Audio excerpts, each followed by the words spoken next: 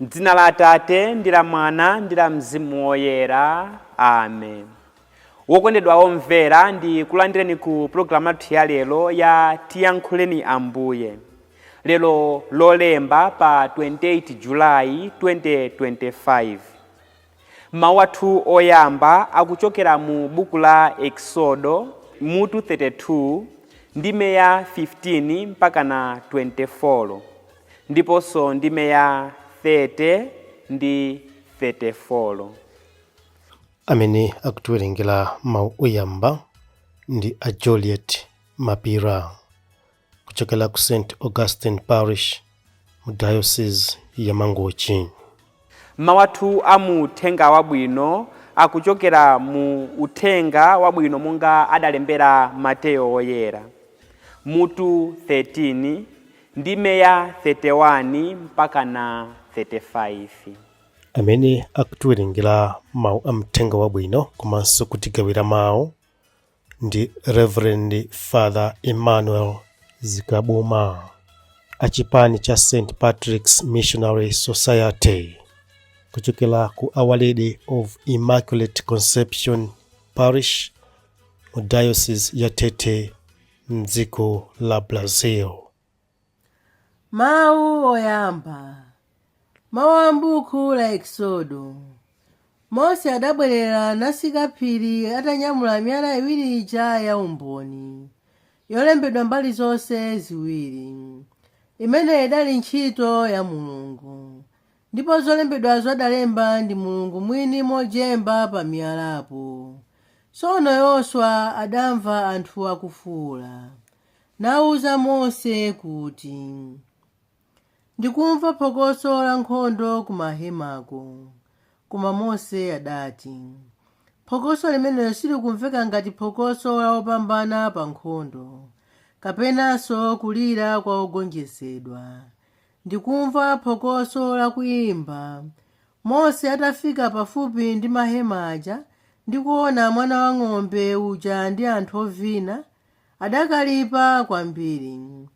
Adaponya pansi miyala idali m'manja mwake ija, nayiphwanya patsinde pa phiri paja.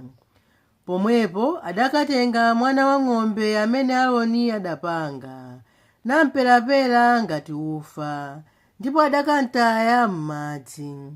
Tsono Aisraeli aja adawamwetsa madziwo.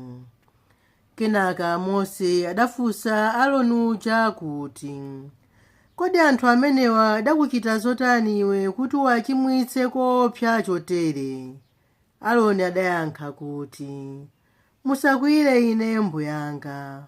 Mumawadziwa anthu amenewa kuti ngovuta. Iwo adandiwuza kuti, tipangireni milungu yoti itisogolere ife, chifukwa sitikudziwa chomwe chamgwera Mose, amene anatisogolera potitulutsa ku Igupto. Tsono ine ndidawawuza kuti, aliyense amene ali ndi golide abwere naye, ndipo amene adali nazo zinthu zopangidwa ndi golide adandipatsa. Ndidaziponya pa moto ndipo ndidapanga fano la mwana wa ng'ombe lija. Mmawa mwake Mose adawuza anthu kuti, inu mwachimwa koopsa. Koma tsopano ndizapita kwachauta ku phiri, ndipo nditakupempherani kapena angathe kukukhululukirani machimo anu.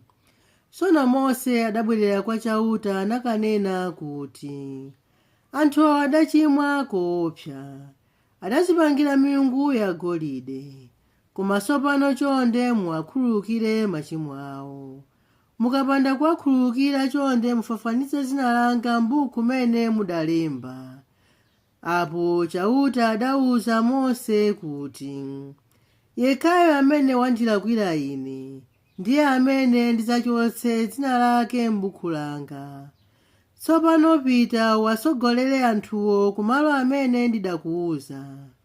Kumbukira kuti mngelo wanga adzakusogolera. Koma tsiku likubwera limene ndidzawalange iwowo chifukwa cha machimo awo. Mawu a Ambuye. Tithokoze Mulungu.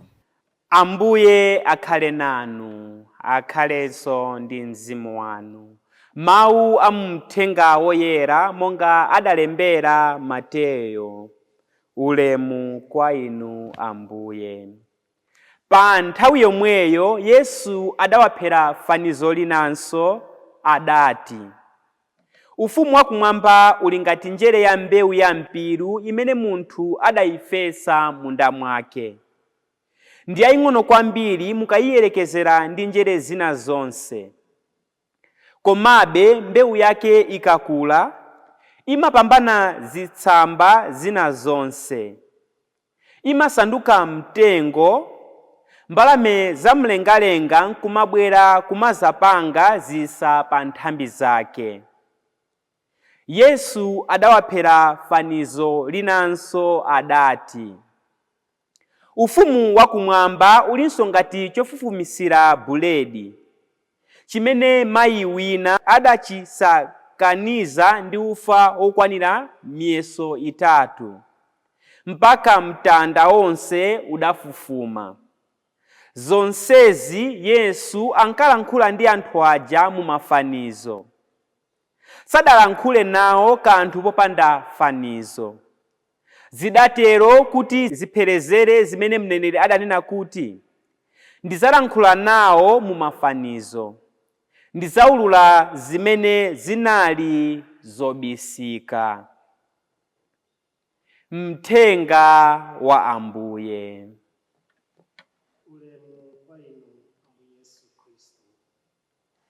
Wokondedwa womvera, mu mawu athu alero tikupemphedwa kusinkhasinkha za ufumu wakumwamba, komanso mavuto omwe timakumana nawo pakufunafuna ufumu wakumwamba, komanso mene ife tikukhala pa dziko lino lapansi.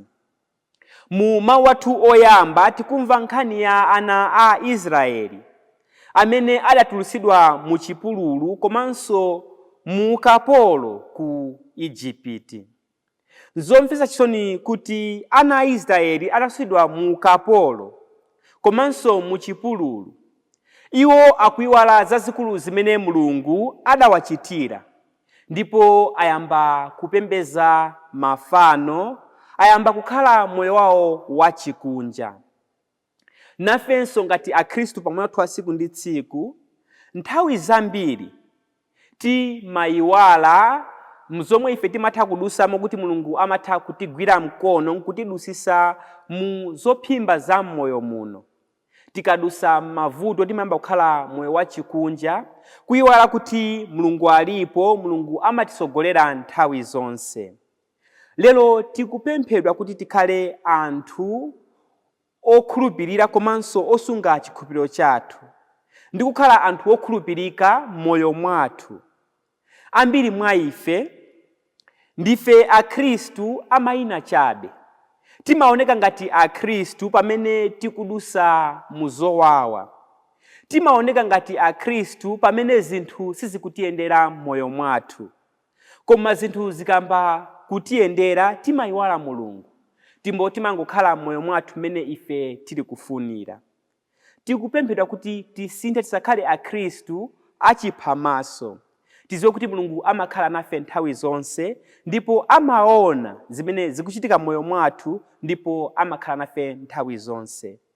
Tisamaoneke akhristu pamene tikudusa muzovuta, koma tikhale akhristu nthawi zonse.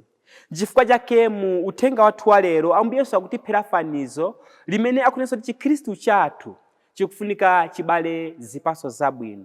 Chifukwa ngati pamoyo wathu wa tsiku ndi tsiku, moyo mwathu wa chikhristu timangonesa chikhristu pamene ife tikudusa m'mavuto, ndiye kuti zipatso zathu za moyo wathu wa tsiku ndi tsiku zimangokhala za nyengo imodzi chabe. Koma lero tikupemphedwa kuti tikhale akhristu enieni, kuti zipatso za moyo wathu wa chikhristu zitha kuonekera anthu onse, ngati mene Ambuye Yesu akuphera faniziro la njere imene ikazalidwa mtengo wake umakula mpaka na mbalame zimatha kubwera nkuzambanga zisa mu mtengo umenewo. Ifenso ngati akhristu pamoyo wathu wa tsiku ndi tsiku tithe kuzifunsa kodi anthu amene amatha kubwera kuzambanga zisa mwa ife ndi anthu otani? Kodi moyo wathu wa Chikhristu umatha kukomesa moyo wa anthu ena? Kodi anthu ena amatha kuona zintchito zabwino kuti akabwera kwa ife timatha kuwapasa zaulere ndi zipatso zimene ife tili nazo pa moyo wathu wa tsiku ndi tsiku komanso pa moyo wathu wa Chikhristu? Lero tikupemphedwa kuti moyo wathu wa Chikhristu utikomese ife ndi kukomesera moyo wina. Tipemphere pa tsiku lale kuti Chikhristu chathu chisangokhala pa ife chabe, koma chikakomesa moyo wathu, chithandizire ife kukomesa miyoyo ya ena. Amen.